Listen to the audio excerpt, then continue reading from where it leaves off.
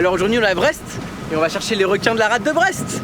Là du coup le but c'est d'aller voir un requin qu'on connaît tous bien et pour lequel on a tous une petite affection particulière, c'est la roussette. J'habite juste derrière, à Plougastel-Daoulas, et c'est là que j'ai vu ma première roussette. C'est vrai que c'est pas le requin comme on l'imagine, les dents de la mer, tout ça, mais ça reste un requin et il y a plein d'espèces différentes. Et là, clairement, c'est différent de ce qu'on a vu aux Bahamas, quoi. T'appréhendes un peu la plongée? Non, j'appréhende pas la plongée en termes de dangerosité de l'espèce, mais plus en termes de température de l'eau et de visibilité et de vitesse de courant. Est-ce que t'es fier de venir de Plougastel? Et alors je l'ai pas dit, mais je suis très fier de venir de Plougastel. Et c'est juste là. Par contre là, il y en a un qui s'est perdu. On n'est pas trop habitué à ce genre de spécimen en rade de Brest. Hein.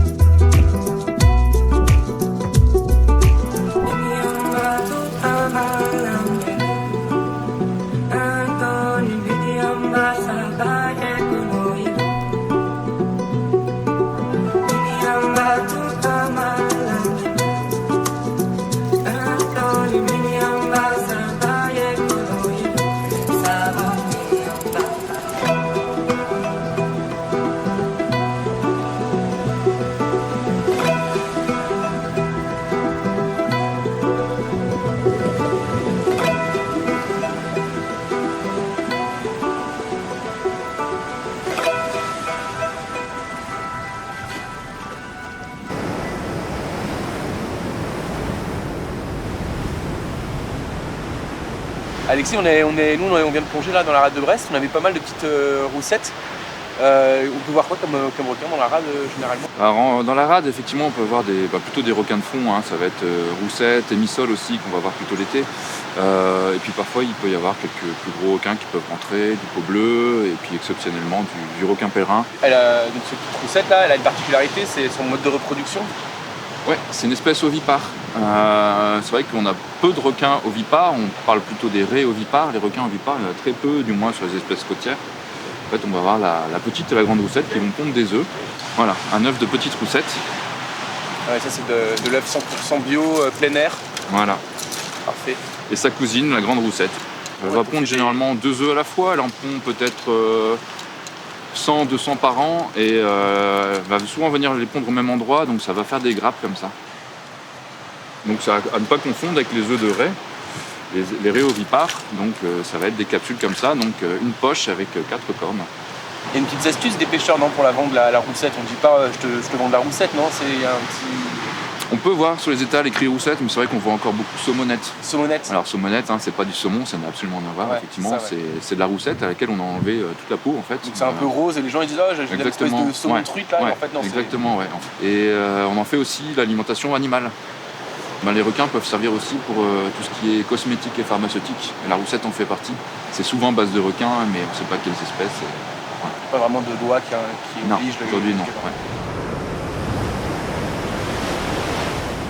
Vous allez bien? Oui. Vous vous rappelez de moi? Oui. Donc, Julie, aujourd'hui, c'est pour vous présenter un peu notre aventure. Vous la connaissez déjà. On va vous rappeler un peu ce que j'ai fait. Alors du coup, je vais te rappeler, t'inquiète pas. Est-ce que vous pensez qu'il y a des requins à Brest? Oui. Très bien. Quel requin vous pensez qu'il y a? Un requin blanc. Il y a pas de requin. Il y a la roussette. Nous, on les a vus pendant la journée. Donc à chaque fois, ils se reposaient, ils bougeaient pas, ils étaient sur le fond. Et ils attendent la nuit pour aller chasser un peu tout ce qu'ils peuvent, des crabes, des petits poissons. Voilà. Des betteraves. Des betteraves. C'est un très grand mangeur de betteraves, la Roussette. Ce requin, il a beau être très grand, mais en fait c'est un requin filtreur, c'est comme les baleines, c'est comme le requin baleine. C'est un requin qui en fait va juste filtrer l'eau pour manger le plancton. Est-ce que vous pensez que ça peut sauter, un requin comme ça? Non. Eh bah si.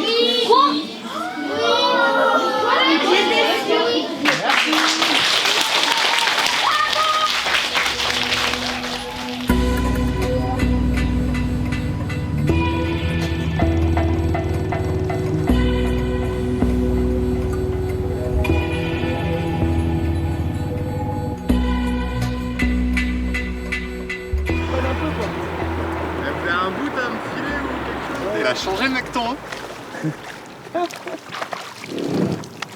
Bon, qu'est-ce qu'on fait aujourd'hui, Jean? On est à Brest Bay, baby. Et il y a des potes qui nous ont dit qu'il y avait des requins dans la rade de Brest, des émissoles. Donc on va aller voir ça. On a un petit pote de l'Apex, Félix, qui est avec nous et qui va nous apprendre tout ce qu'il sait sur les émissoles et un peu comprendre où vont ces requins, qu'est-ce qu'ils font, comment ils s'appellent, quels sont leurs réseaux, tout ça quoi. Alors l'idée d'aujourd'hui, c'est de pouvoir marquer donc, des émissoles en rade, donc émissoles tachetées, donc Mustelus asterias. Et voilà, l'idée c'est de pouvoir le faire aussi, on va dire, avec des pêcheurs récréatifs. Donc pas forcément des pêcheurs ni pro, ni dans le cadre de campagnes de pêche scientifique aussi. Voilà, donc c'est essayer ça aujourd'hui et puis pouvoir sensibiliser aussi sur la présence de ces requins dans nos eaux. On peut se mettre à couple ou pas? T'as qu'à te mettre de l'autre côté, comme vous avez les parvates, ce sera pour ça. Ouais, nickel, ouais. J'ai rencontré Jérôme au magasin Navy West à Brest. On a parlé de pêche 2-3 fois et du coup on s'est dit que vu qu'on aimait bien aller pêcher l'émissole, ce serait intéressant de faire quelque chose d'à peu près bien. L'émissole, je sais pas, ça fait 4 ans peut-être la première fois qu'on est passé ici. On fait ça une fois ou 2 fois par an. Si on veut faire quelque chose d'un peu responsable et puis préserver un peu la ressource, ça peut être intéressant et de voir comment ils bougent, etc. Donc maintenant je vais vous montrer la mise en œuvre du protocole de marquage. Donc globalement c'est assez simple. Il y a 2-3 petites choses à bien faire attention. Le mieux c'est vraiment quand vous prenez l'émissole, c'est de la prendre par le ventre, en dessous, histoire de prendre tout le poids sur le ventre plutôt, et de la maintenir par la queue. Après l'idée c'est, quand tu la sors de l'eau, tu décroches l'hameçon, tu mesures, tu clipses la marque, tu prends bien toutes les informations, tu double check. L'idéal c'est si tu peux la mettre en vivier le temps qu'elle se calme un peu, que tu vérifies que tout va bien, puis tu la remets à l'eau, sinon vous la remettez directement à l'eau. Donc là il joue avec le courant, on va essayer de le décoller un peu. Moi je peux. Vous avez une pince? Ouais. Bah c'est du coup quand j'arrive sur le bleu c'est qu'il me reste 10 mètres. Ok, vas-y. Nickel, nickel. Prêt les gars? Allez. Voilà, il y a la limite entre la chair et le cartilage, donc par là c'est pas mal. Ok. Un peu plus vers ta main. Ouais, comme ça c'est pas mal. Ouais. Et là tu clipses bien jusqu'au clac. Ok, et là tu retires vers la queue, la pince délicatement. Voilà, tu peux y aller vers la queue. Hop, nickel. Et là tu vois, la marque est positionnée. On va faire comme on peut. Putain, les yeux qu'elle a. Hop. On est bien devant le double fil. Ouais, les gars, ça va enchaîner. Hein.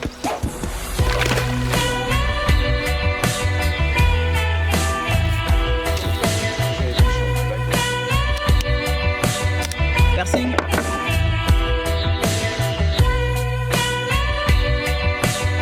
« 93.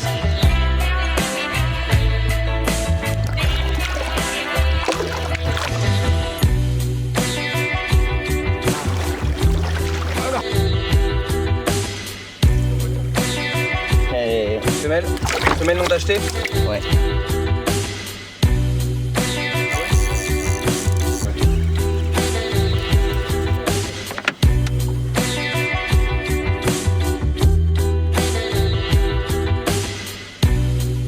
Ah merde les gars, je me suis emmêlé les gars. Il y a un mec là. Benji, je fais quoi? On est à 111.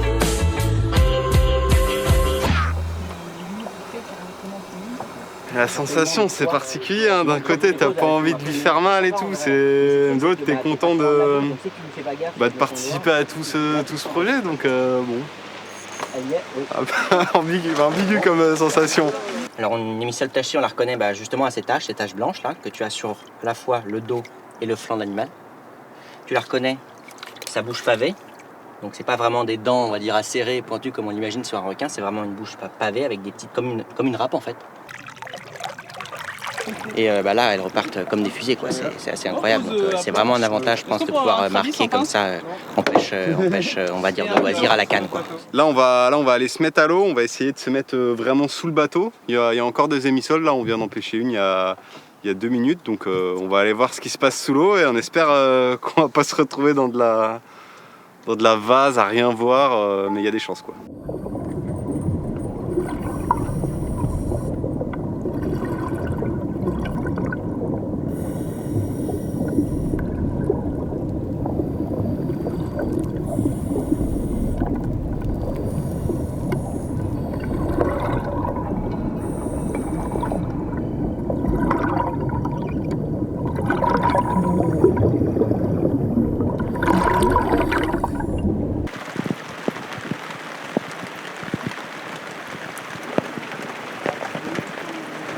Le bilan plongé, un peu mitigé quoi. Grosso modo, on voyait à 30 cm, c'était une plongée de jour, mais c'était une plongée de nuit. Moi, c'est la première fois que j'ai peur dans le noir. Là. Ouais, on voyait vraiment que dalle quoi. Pourquoi est-ce que on marque finalement ces individus et on marque cette espèce-là? L'idée c'est d'avoir un peu plus d'informations en fait sur les déplacements, la distance que ces individus peuvent parcourir aussi. Pour derrière, plus on a d'informations sur une espèce, plus on est capable de proposer des mesures de gestion efficaces et finalement d'améliorer aussi la protection et la conservation de ces espèces-là. Moi j'avais une question, Félix. Ouais. C'est par rapport à toutes les campagnes de marquage et les retours que vous avez maintenant. Est-ce que vous avez déjà des conclusions? Est-ce que vous avez appris des choses sur les émissoles ou pas? On sait que certains individus sont capables de parcourir beaucoup de kilomètres. A priori, c'est plutôt les femelles qui parcouraient ces kilomètres-là. L'hypothèse pourrait être que c'est elles qui vont chercher, qui ont besoin de plus de nourriture, donc ils vont chercher les zones les plus propices en fait à leur développement, mais aussi les zones les plus propices au développement de leur progéniture. Il a arrêté de pleuvoir les gars. C'est pas plus mal.